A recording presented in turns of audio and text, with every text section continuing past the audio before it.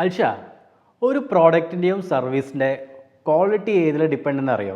ഉറപ്പായിട്ടും ഒരു പ്രൊഡക്റ്റിൻ്റെ അല്ലെങ്കിൽ സർവീസിൻ്റെ ക്വാളിറ്റി അതിൻ്റെ പ്രോസസ്സിലാണ് നമുക്ക് എൻഷുർ ചെയ്യാൻ പറ്റും. Yes, exactly. കാരണം എന്ന് വെച്ചാൽ പ്രോസസ്സ് കൃത്യമായിട്ട് ഇല്ലെങ്കിൽ തീർച്ചയായിട്ടും നമ്മൾ ക്വാളിറ്റിയിലൊരു വ്യത്യാസം വരും. ഒരു റെസ്റ്റോറൻറ്റിൽ പോകുമ്പോൾ ഒരു ബിരിയാണി കഴിച്ചിട്ടുണ്ടാവും, അടുത്ത പ്രാവശ്യം അതേ റെസ്റ്റോറൻറ്റിൽ വീണ്ടും പോകുമ്പോൾ അതേ ടേസ്റ്റ് ഉണ്ടാവില്ല, അല്ലേ? കറക്റ്റ് അല്ലേ? അതെ, എനിക്കത് പലപ്പോഴും തോന്നിയിട്ടുള്ളൊരു കാര്യമാണ്. സോ അത് എന്തുകൊണ്ടാണ് അങ്ങനെ സംഭവിക്കുന്നത് അറിയോ? അവർ കൃത്യമായിട്ട് പ്രോസസ്സ് ഫോളോ ചെയ്യാത്ത കാരണം കൊണ്ടാണ്. അപ്പോൾ ഈ പ്രോസസ്സ് ഫോളോ അപ്പ് ചെയ്യുമ്പോൾ അതേപോലെ തന്നെ ക്വാളിറ്റി മെയിൻറ്റെയിൻ ചെയ്യുന്ന സമയത്ത് നമുക്ക് ചില കാര്യങ്ങൾ, ചില ഫാക്ടേഴ്സ് നമുക്ക് നമ്മുടെ പ്രോസസ്സ് ഉണ്ടാക്കുമ്പോൾ തന്നെ ശ്രദ്ധിക്കുന്ന ചില കാര്യങ്ങളുണ്ട്.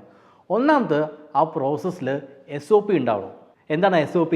Standard operating procedure. നമ്മുടെ റെസ്റ്റോറൻറ്റ് കേസസ് നോക്കുകയാണെങ്കിൽ ഇപ്പോൾ എത്ര ഇൻഗ്രീഡിയൻസ് നമുക്ക് ആഡ് ചെയ്യണം, ഏത് എക്യൂപ്മെൻറ്റ്സ് ആണ് ഉപയോഗിക്കേണ്ടത്, അപ്പോൾ കൃത്യമായിട്ട് എപ്പോഴും നമുക്ക് ഒരേ രീതിയിൽ കൺസിസ്റ്റൻ്റ് ആയിട്ട് നമുക്ക് പ്രോഡക്റ്റിൻ്റെ ക്വാളിറ്റി മെയിൻറ്റെയിൻ ചെയ്യാൻ കഴിയും. ഇനി അടുത്തൊരു ഫാക്ടർ നമ്മുടെ പ്രോസസ്സിൽ വേണ്ട ഒരു കാര്യം പ്രോപ്പറായിട്ട് ക്വാളിറ്റി കൺട്രോൾ സിസ്റ്റമാണ്. സൂപ്പർ മാർക്കറ്റിൽ മീറ്റ് പ്രൊഡക്ട്സും ഫിഷ് പ്രൊഡക്ട്സും ഒക്കെ നമ്മൾ മേടിക്കും. കൃത്യമായിട്ട് തന്നെ പാക്കേജിങ് ഉണ്ടാവും. ഇത്ര ദിവസത്തിനുള്ളിൽ ആ പ്രൊഡക്റ്റ് സേഫായിട്ട് ഇരിക്കും. ഒരു ലോ ക്വാളിറ്റി ഉള്ള പാക്കിംഗ് മെറ്റീരിയൽസ് നമ്മുടെ പ്രോഡക്റ്റിൽ ഉപയോഗിച്ചിട്ടുണ്ടെങ്കിൽ തീർച്ചയായിട്ടും നമ്മുടെ പ്രോഡക്റ്റിൻ്റെ ക്വാളിറ്റി അവിടെ ഉണ്ടാവില്ല. പ്രോപ്പറായിട്ട് ക്വാളിറ്റി കൺട്രോൾ മാനേജ്മെൻറ്റ് സിസ്റ്റം വേണം. അടുത്തൊരു മെയിനായിട്ട് ഒരു ഫാക്ടർ നമ്മൾ പ്രോസസ്സിൽ വേണ്ട കാര്യം എന്ന് വെച്ചാൽ വർക്ക് ഫോഴ്സിന് ട്രെയിനിങ് കൊടുക്കുക. കാരണം പലപ്പോഴും നമ്മുടെ ഇത് എക്യുപ്മെൻറ്റ്സും മെഷീനറീസും ഒക്കെ നമ്മളുണ്ടാവും ക്വാളിറ്റി മെയിൻറ്റെയിൻ ചെയ്യാൻ.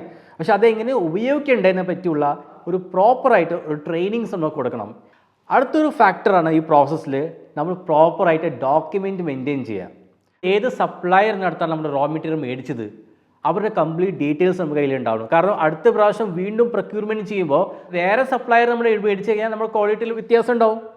അതേപോലെ തന്നെ പ്രോപ്പറായിട്ട് പ്രോഡക്ട്സ് റോ മെറ്റീരിയൽസ് നമ്മുടെ പ്രൊഡക്ഷൻ സെൻറ്ററിൽ എത്തിയാൽ മാത്രമേ നമുക്ക് ബാക്കി പ്രൊഡക്ഷൻ ചെയ്യാൻ കഴിയുള്ളൂ. അടുത്തൊരു ഫാക്ടർ നമ്മുടെ കണ്ടിന്യൂസ് ഇമ്പ്രൂവ്മെൻ്റ് ആണ്. എപ്പോഴും നമ്മുടെ പ്രോസസ്സിൽ എവിടെയും ഒരു സ്പേസ് ഓഫ് ഇമ്പ്രൂവ്മെൻ്റ് ഉണ്ടാവും. അപ്പോൾ എന്താണ് സ്പേസ് ഓഫ് ഇമ്പ്രൂവ്മെൻറ്റ് എന്ന് പറഞ്ഞു കഴിഞ്ഞാൽ, ഞാൻ സാധാരണ ഡെലിവറി ചെയ്യുന്നത് 5 ദിവസം പിടിക്കും ഒരു പ്രോഡക്റ്റ് ഡെലിവറി ചെയ്യാൻ. അത് നമുക്കൊരു 4 ദിവസമായി ചുരുക്കിക്കൂടെ? അല്ലെങ്കിൽ റെസ്റ്റോറൻറ്റിൽ മെനു ഒരാൾക്ക് ഒരു ഫുഡ് സർവ് ചെയ്യണമെങ്കിൽ ഏകദേശം ഒരു 10 മിനിറ്റ് എടുക്കും വിചാരിക്കുക, നമുക്കത് ഒരു 8 മിനിറ്റ് ആയിക്കൂടെ? സോ എന്ത് ചെയ്താണ് ആ പ്രോസസ്സ് ഒന്നും കൂടി ഇമ്പ്രൂവ് ആവുക? ഏതൊക്കെ മെക്കാനിസം ഉപയോഗിച്ച് കഴിഞ്ഞാൽ ആ പ്രോസസ്സ് ഒന്നും കൂടി ഇമ്പ്രൂവ് ആവാൻ സാധിക്കണത്? സോ ആ ഒരു രീതിയിൽ ഒരു കണ്ടിന്യൂസ് ഇമ്പ്രൂവ്മെൻറ്റ് തന്നെ നമുക്ക് കൊണ്ടുവരാൻ സാധിക്കണം. ഇത്രയും കാര്യങ്ങൾ നമ്മുടെ പ്രോസസ്സിൽ ഇൻക്ലൂഡ് ചെയ്ത് കഴിഞ്ഞാൽ നോ ഡൗട്ട് നമ്മുടെ പ്രോഡക്റ്റോ സർവീസോ എക്സലൻറ്റ് ക്വാളിറ്റി ആയിട്ട് നമുക്ക് കിട്ടും. കസ്റ്റമേഴ്സിൽ അത് ഇഷ്ടപ്പെടും. അപ്പോൾ താങ്ക് യു രാജ്, നല്ലൊരു ഇൻസൈറ്റ് ആയിരുന്നു. Thank you.